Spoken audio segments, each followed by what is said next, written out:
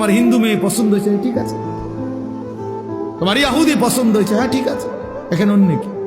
তোমার যেটা ভাল লাগে এটা, তোমার যেটা মন চায় এটা, তোমার পছন্দই তোমার জীবন।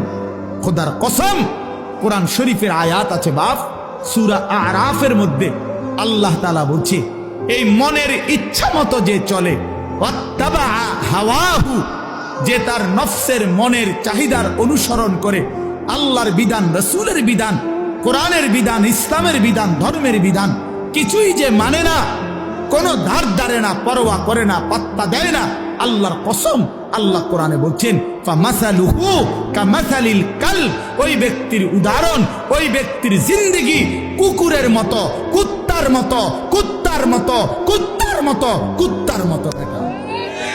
ওই জিন্দেগি কুত্তার জিন্দেগি, ওই জিন্দেগি কুত্তার জিন্দেগি। আমি বললাম কোরআনের আয়াত এটা। যে জীবন মালিকের